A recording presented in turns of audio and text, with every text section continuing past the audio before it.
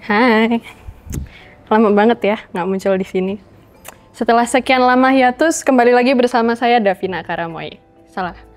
Kalau itu kembaran ya, meskipun beda bapak, beda ibu, beda nasib, tapi ya udahlah. Maaf ya guys, sudah lama nggak muncul. Kebetulan baru jadi pengacara nih. Tepuk tangan dulu dong, pengangguran banyak acara. Nah, sebenarnya ya banyak banget topik yang bisa kita bahas selama aku ini MIA. Tapi sayangnya saya menghilang. Ya, meskipun demikian ya, topik yang kali ini akan aku bahas, meskipun ringan, bakal nyentil banyak orang as usual. Intro dulu kali ya sebelum masuk ke pembahasan.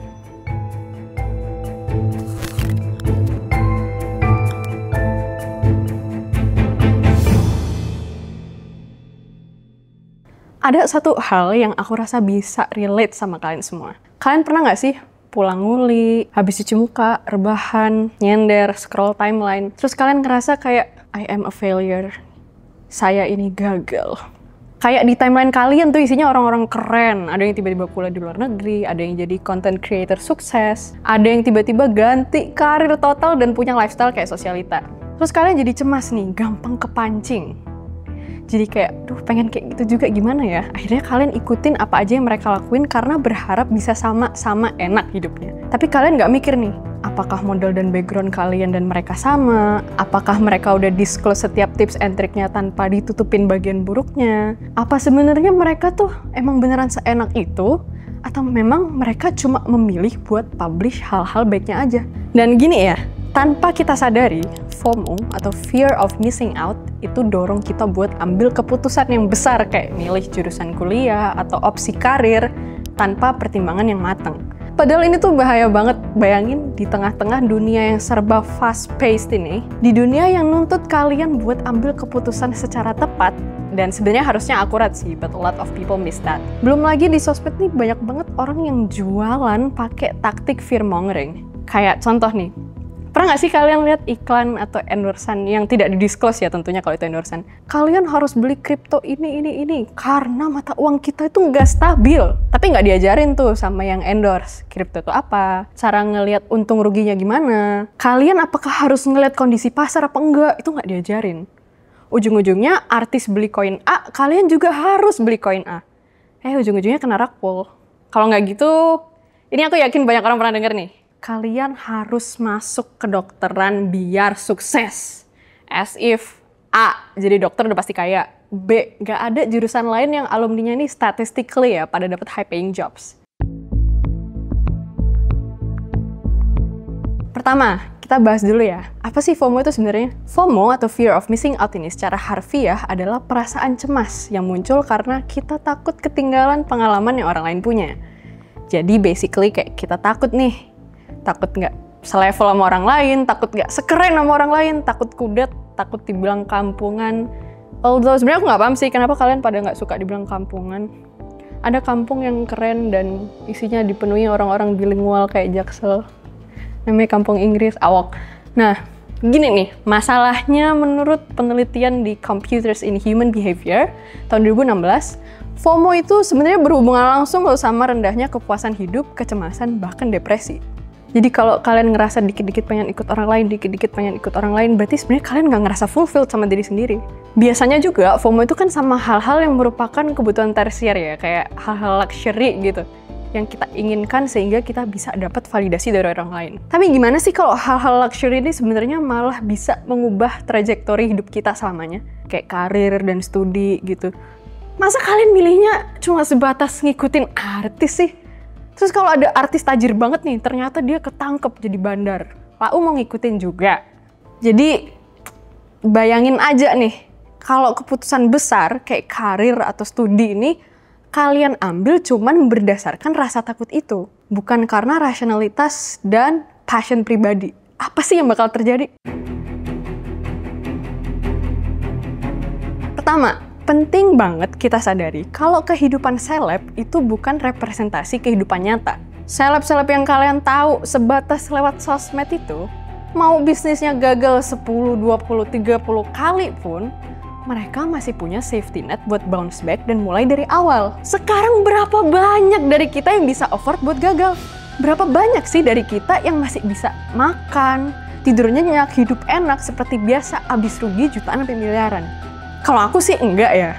Kalau kalian, satu hal yang harus kita semua pelajari, yakni kita harus melatih skill kebal sales. Dan hal ini bisa dimulai dari serba terdekat ya guys ya, biar gak FOMO. Belajarlah dari bunda-bunda yang suka nawar di pasar, yang jago bersilat lidah. Kalau kalian ke swalayan terdekat nih, sekalian coklatnya aja ke 40.000 dapat 3. Kadang kalian mikir, lumayan 40.000 dapat 3 ya. Tapi kan belum tentu kalian butuh gitu loh. Kalau kalian punya skill kebal sales nih, kalian nggak akan boros 40.000 buat hal yang sebenarnya nggak kalian butuhkan. Dan satu lagi, kalian akan selangkah lebih jauh dari diabetes mellitus. Sebelum lanjut nih pembahasannya, ada nggak sih yang di sini lagi bikin bisnis? Bisnis coklat? Nggak dong, canda. Bisnis apapun nih. Aku mau kenalin satu tools yang super helpful buat para pelaku usaha. Seperti yang tadi aku omongin, ngelola bisnis juga butuh sistem yang bagus. Kalau misalkan kalian berharap outcome yang bagus juga. Dalam bisnis, kita perlu sistem buat ngelakuin banyak hal, kayak bikin report keuangan, ngatur keluar masuknya barang, dan lain-lain. Ada banyak bagian kecil yang harusnya nyatu nih, kayak misal penjualan, keuangan, tim, progress project, dan lain sebagainya. Sekarang kalian bayangin, gimana sih kalau sistemnya berantakan? Ya ujung-ujungnya kerjanya jadi nggak efisien, banyak orang capek gitu. Dan lucunya ya, banyak orang ngerasa wajar aja kalau jalanin bisnis itu capek. Padahal ya banyak kecapean ini hadir dari sistem yang buruk. Jadi sebenarnya nggak harus secapek itu kalau sistemnya bagus. Nah di sini aku mau ngenalin tools yang bisa support bangun sistem yang bagus buat bisnis kalian. Namanya Odoo.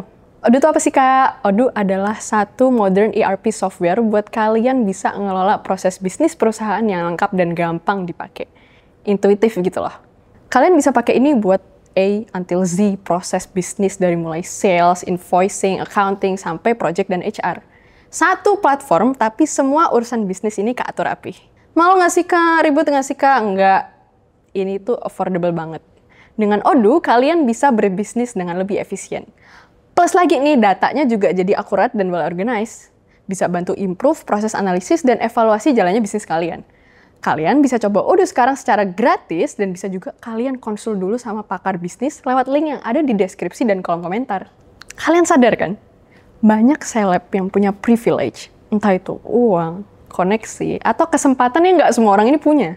Misal mereka bilang, ayo kuliah di jurusan A karena peluang kerjanya bagus, tapi mereka punya backup, mereka punya modal, mereka punya support system, bahkan kadang mereka job aja udah nunggu dari awal gitu loh. Bukan mereka yang ngelamar, mereka yang dilamar, bayangkan. Jadi jangan merasa kalian ini sama seperti seleb-seleb di luar sana ya. Nah, ini didukung juga loh sama social comparison theory dari Festinger tahun 1954 yang bilang kalau manusia ini punya kecenderungan alami buat membandingkan dirinya sama orang lain. Ya, wajar sih, wajar. Kita semua relate kok. Tapi masalahnya gini, kalau pembandingnya aja nggak selevel, kayak kita bandingin diri kita sendiri yang baru mulai nih sama seleb yang udah punya segalanya, ya nggak masuk, bos. Kan kita orang kalahan, kita kan wong kalahan. Sekarang gini, bayangin kalian ditinggal nikah mantan kalian sama pengusaha tambang. Terus kamu buru-buru nih ngelamar kerja di tambang, tapi studi kamu tidak linear sama kriteria yang dibutuhkan. Terus kamu nggak ada bayangan kerja di tambang butuh apa aja, kayak misal harus kuat dan tahan lama. Tapi kamu kesandung dikit masuk rumah sakit. Terus kamu juga nggak tahu nih saingan kamu bisa kerja di tambang karena apa? Apa kira-kira yang dia punya tapi kamu nggak punya gitu. Coba kalian biasakan berpikir logis dan rasional. Kayak kalian sadar nggak sih menjadi pribadi yang calculated itu bukan berarti menghindari semua resiko. Tapi, at the very least, kalian bisa meminimalisir diri sendiri biar nggak benjol di belakang dan ujung-ujungnya terlalu telat nih. Dan habis modal buat mulai lagi dari awal kalau gagal. Nah, mending kan persiapkan diri ya buat modalin hal-hal yang jadi tujuan kamu nih. Kira-kira mana sih opsi karir yang bisa nunjang kehidupan kamu, tapi at the same time masih bisa tercapai dengan modal yang kamu punya atau yang masih kamu usahakan. Jadi jangan tergoda ya sama sales-sales yang bilang jadi kaya bisa instan. Kalau kamu percaya gituan, kamu bisa sih jadi orang kaya. Kayak orang tolol gitu maksudnya. Gak sekalian, kayak instan mending kamu jaga lilin gak sih? Kalian sadar gak sih yang kayak ini deh contohnya banyak banget. Entah orang-orang di sekitar kalian atau bahkan mungkin kalian pernah kayak gini nih. Contohnya nih, bayangin ada orang yang tiba-tiba ambil jurusan fashion design. Cuman karena lihat influencer favoritnya tuh sukses di bidang itu. Padahal dia dari kecil sukanya coding. Akhirnya gimana? Struggling, stres. Ujung-ujungnya cuti.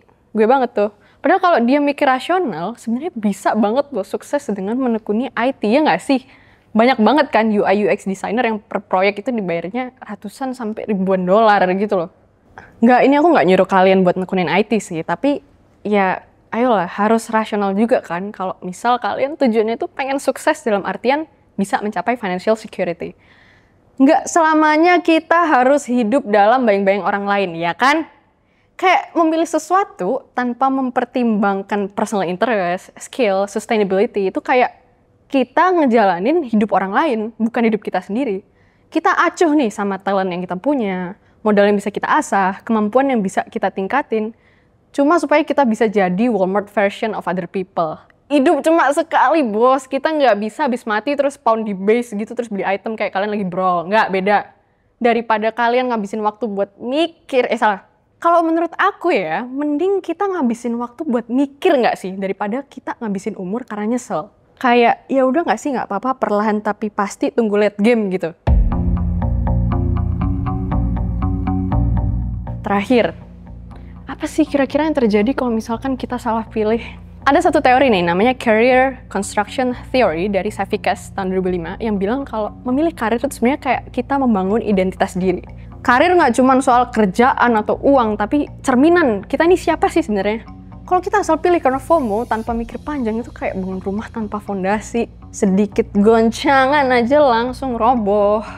Plus Journal of Vocational Behavior nih tahun 2019 nunjukin kalau keputusan karir yang kalian ambil secara impulsif itu lebih cenderung untuk berujung pada satu, job dissatisfaction, dan kedua adalah frequent career changes.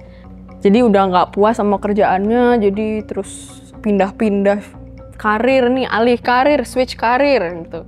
Emang sih kadang kita harus milih ya antara hidup mediocre tapi bebas stres atau hidup high pressure tapi kayak raya. Tapi bukankah alangkah baiknya nih kalau pilihan itu kita ambil setelah kita tahu bahwasanya kita punya pilihan. Bukan tiba-tiba kayak kejebak sama keadaan yang bikin kita nggak bahagia karena dari awal kita malas mikir gitu. Kita kasih motivasi dulu kali ya, biar nggak depressing kita di itu. Kata-kata hari ini apa Kak Gem? Anjay. Gimana sih caranya menghindari jebakan FOMO? Pertama, self-awareness. Kenali apa aja sih yang kita mau, apa sih yang bikin kita merasa fulfilled, apa sih tujuan kita, bukan apa yang lagi trending di algoritma. Kedua, critical thinking of course. Belajar buat gak nerima semua informasi mentah-mentah guys. Kalau seleb bilang ayo pilih jurusan X, pikir dulu itu kira-kira cocok gak sih buat kita?